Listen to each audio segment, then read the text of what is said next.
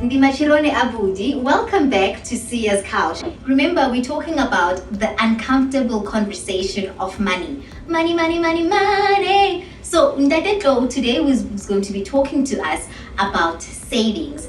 When we talk about financial literacy, why do you think it would be important for it to be taught in our schools? Thank you very much. I think if there's one gap in our education system, among other gaps that could have been identified, I think it's the issue of financial literacy. I think the issue of money and how to manage and how to relate to money. Because we often say a lot of people have got a distant relationship with money.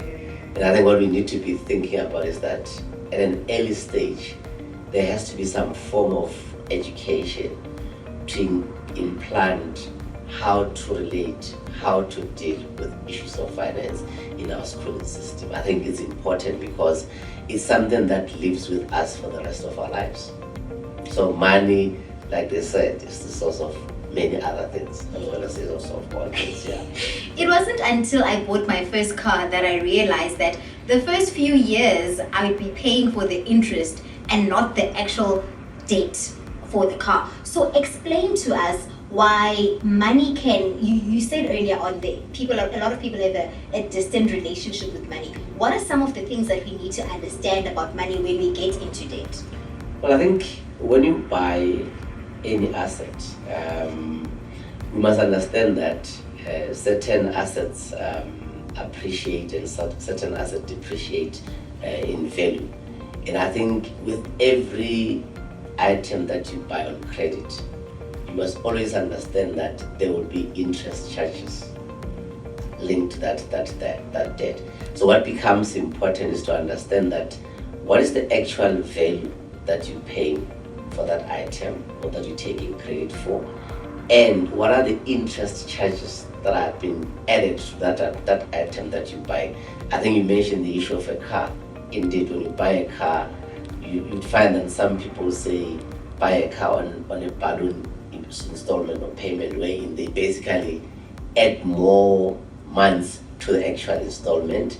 And at the end of the day, we ought to understand what are the implications if you buy an item for a shorter period on credit or in cash. So those are the things that becomes very important when you start in terms of the decision making to buy the item. Is there bad credit and good credit? I think credit in general is not bad, because you can actually, if you're buying an asset, an item that appreciates in value, if you buy it on credit, it is not bad. Okay. Because you're building something that in future it will belong to you. So you'd have taken a loan to buy a house. That's not a bad credit at all. But I think there's certain credit that, you can't start buying groceries on credit. Let's just face it. That can't be right. I think there are just certain items that, as an individual, you need to think twice before you start purchasing, to say, is it worth buying, call it clothes, what means it, with sums of on credit? Really. But we want to live our best life. Well, I think the question is, if that's what you want, can you have a financial plan? Can you have a goal? Can you put money aside? So that, remember, with every credit, you are now exposing yourself in terms of interest. So for an item that you could have paid 10 rand, you end up paying 50 or 17 rand. So that 7 rand could have been a saving. Or if you have saved money, you could have bought it for cash. Rather than buying for 10 rand, you could have bought it for 8 rand 50.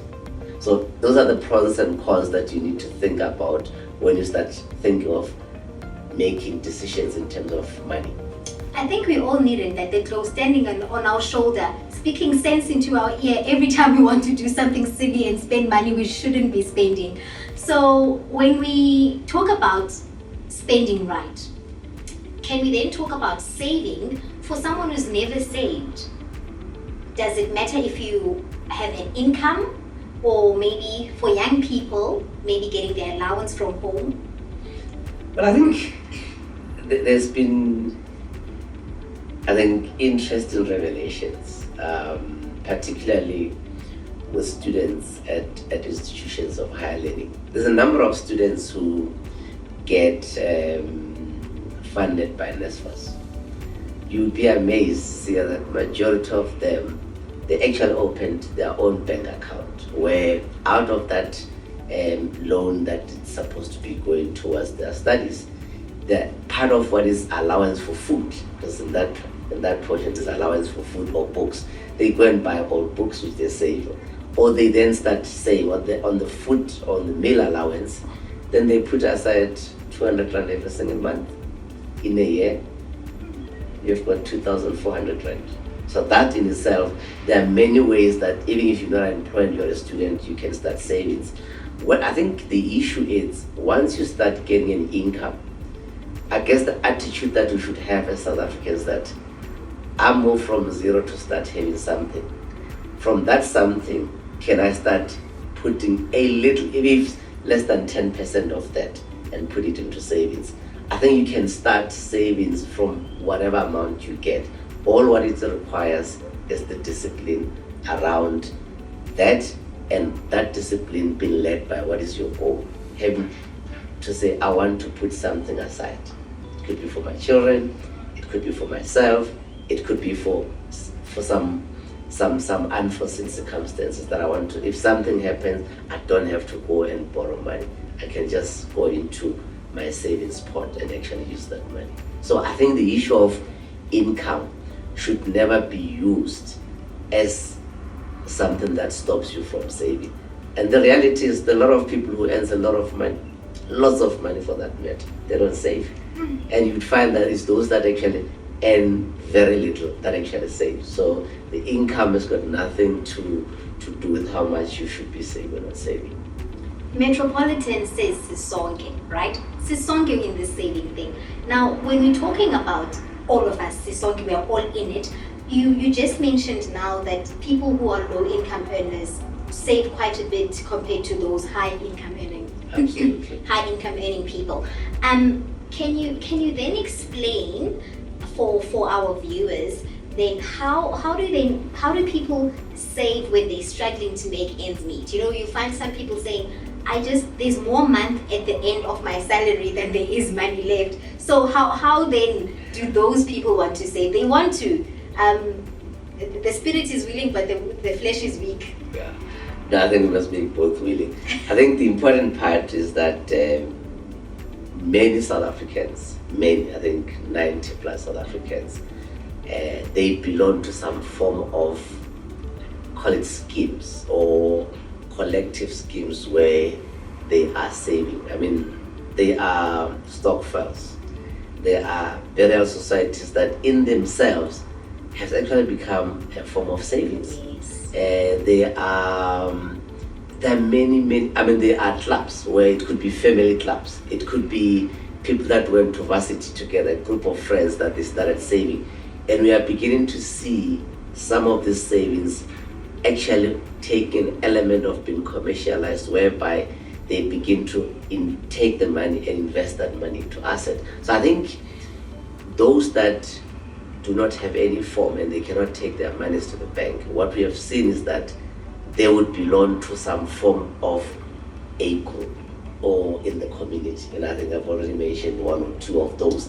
Those in themselves are a form of saving. Okay. It's actually like unit trust. So not being able to go to the bank or to the front or not being able to go to financial institutions should not be a barrier to saving. Absolutely not. I think if you go to majority of South Africans and you ask them for savings tips, you'll be amazed how many wisdom you'll get out of that. I think the reality is that the banking way of savings is one, but I think there are many others. I think research has shown that there's actually over a number of billions that circulates in the South African society that is not in the commercial banks, and that money is in the form of saving. I think the one that we often get to know about is where people will save for groceries. Yes. I mean, that's a form of saving.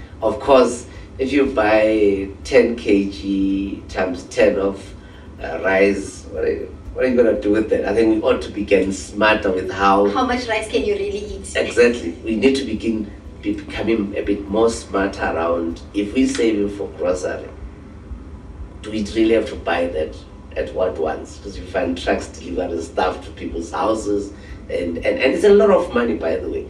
And that money is a form of savings. And I think there are many others that our own people use. You talk about food stamps, you talk about stock files. I mean, it's huge. The money that exchange hands there is huge, large sums of money. Okay, is there a difference between a savings account and an emergency fund?